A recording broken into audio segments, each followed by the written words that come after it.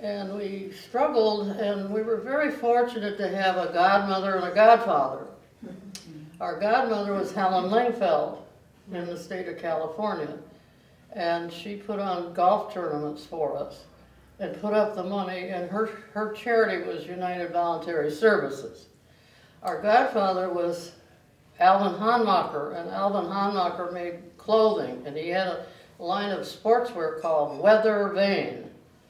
And he had a golf tournament, and we played north, south, east, west, because that was his signature. And you had to play all 4 tournaments to become the champion. In that year, Louise did that.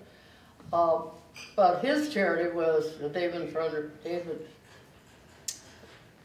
Runyon Cancer Fund. So these people who had money, they wanted to see us succeed. They had a charity, they could write it off. So it was because of people like that that we were able to survive. The manufacturer of golf and those people who wanted us to succeed.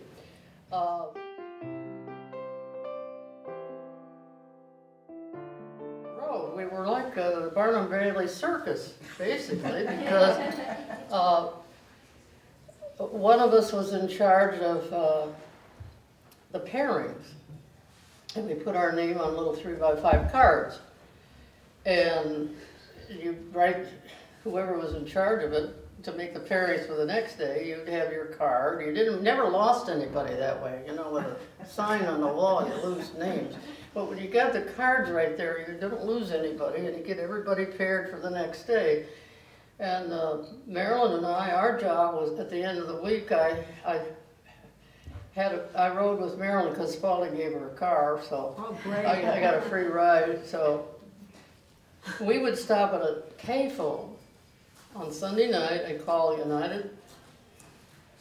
United Press and Golf World and give them the results of our tournament. That's how we got publicity. And one of the ladies, Barbara Romack, was in charge of local publicity, and she had to find a sports writer in these little towns we went to, Las Cruces and Spokane, and we kind of traveled from Florida to start, across the south, up the west coast, across the country, and ended up back in the Midwest, possibly. We hope to make it all the way around.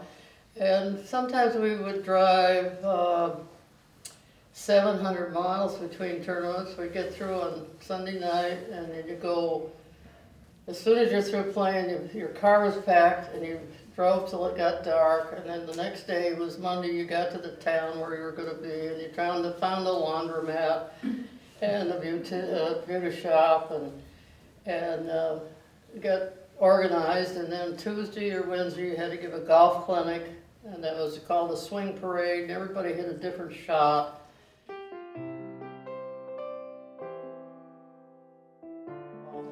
Well, in that era, we didn't really worry about distance. We all hit it about the same distance, which was 225, until Mickey Wright came along and she hit it 240, and she was our big hitter. She was one of the first ladies who could reach the 5 pars and 2. Yeah.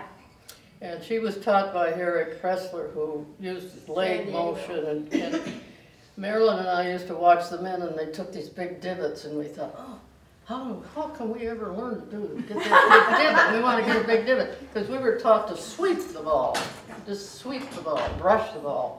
And so Harry Pressler, who was a very fine teacher and taught a lot of the ladies, he taught us to drive with our legs and not just swing our arms at the ball.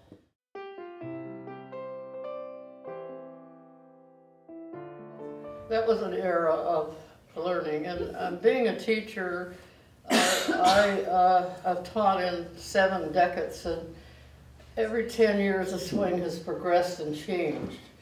So I started teaching in the 50s, 60, 70, 80, 92, 10, 7. I've been in 7 things of the golf swing and how it's changed.